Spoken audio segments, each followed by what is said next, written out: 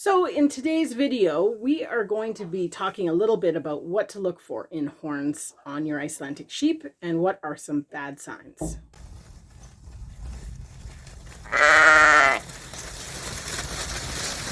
Today on the farm is Tony's last day.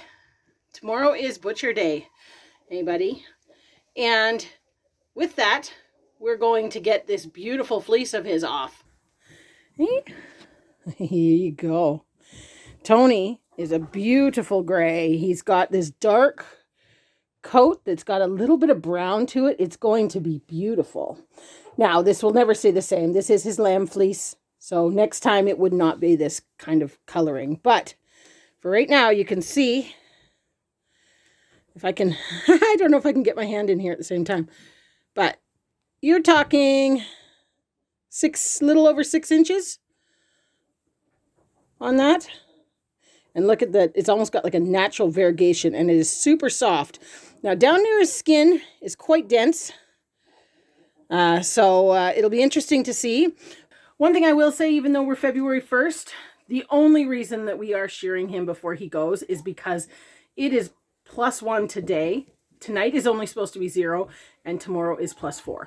So he will not have a bad last day, even if I do shear this fleece off because it's quite warm. So we're going to get busy on this and we'll bring you back as we go. So once again, when shearing by hand, we start with a nice cut down the center of his spine. You can see as I pull this out just how thick and beautiful that is in there. The one thing I will say though as I'm doing this is Tony is underweight.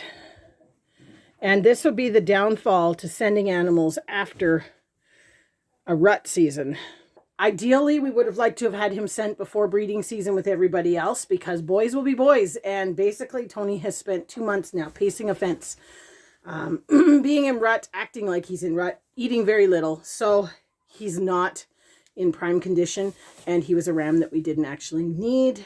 All in all, I think it's still going to be worth it. We're going to get quite a bit of meat still off of him and a beautiful fleece. So as I'm shearing Tony here today, it came to my attention that this would be the perfect opportunity to talk about horns.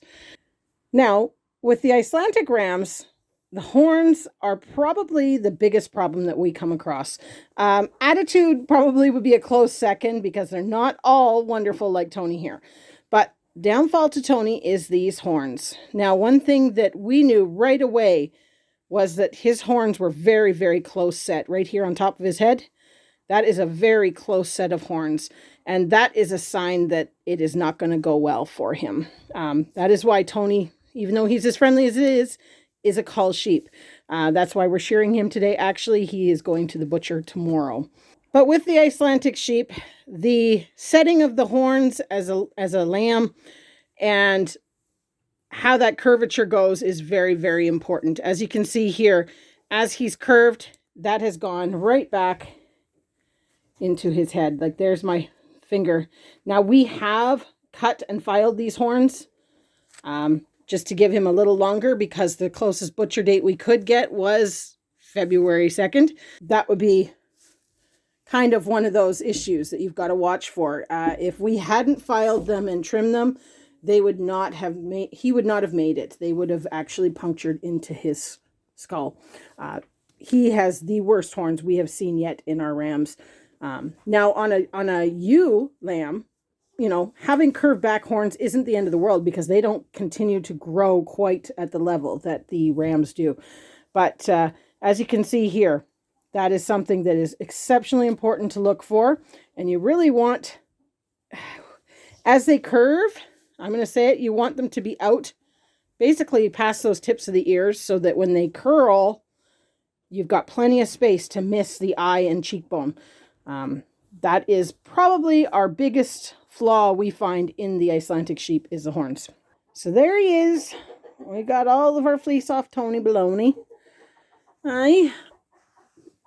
As I said, he's a little thin, not terrible, but a little bit thinner than what we would like for going to the butcher. I would say he might end up being 35 pounds hanging, but we'll see when we get the results. All in all, it was a beautiful fleece. I'll show you that in a second here in the bag. Oh, you're just being funny, aren't you? You can see here, well, you probably can't see because I got to feel it.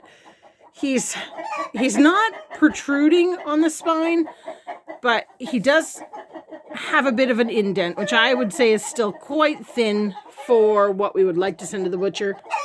But as I'd mentioned, you know, he unfortunately has been with us for a rut or breeding season, and basically all he did was pace the fence and ate very little. So that is one of the unfortunate things, and something to definitely remember in timing when you're booking in for the butcher. And also, you know, or doing it for yourself even. You know, you want to get to it before breeding season really starts, because there was no growth whatsoever over breeding season. It would have been much better to have done his butcher beforehand. Anyways, I will show you this beautiful bag of fleece that we've got, and we'll get on with the rest of the chores. So there she be, our bag of gorgeous gray fleece. Again, this is Tony's lamb fleece. We did not shear him in the fall because I knew I'd be shearing him a little bit earlier than springtime. So it worked out perfectly. We got a nice size bag. I'll just show you there. See, just a garbage bag. We're not quite half full, but still will be a nice little bit to spin up. Get that washed as soon as possible. The ponies want to be on camera. Hey, girls. Hi. Oh, yes, I know. Everybody's so friendly around here. I know. Hey? Hi. Hi. This is Mandy. That's Peppy. Anyways, time to get on with some chores. And oh, here comes the big beast to say his bit. Here he comes. Going to push all the ponies out of the way. Aren't you, Buck? Hey?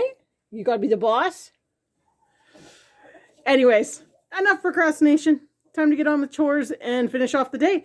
But just wanted to kind of show you a little bit there about some of the issues that we had with Tony. And oh, now you're blocking my sun. You're blocking the sun. A few of the issues that we have with Tony and his horns, because it's a great example of some of the things to look for and watch for, and you know, basically some ways to deal with it. We just used horse nippers for their hooves and a horse file to kind of keep them in control long enough that we could get him to his butcher date. So yeah, anyways, hope you enjoyed the video, and stay tuned, because we'll be coming up to the main sheep shearing season and whatnot in the next couple months. But this is just a little teaser.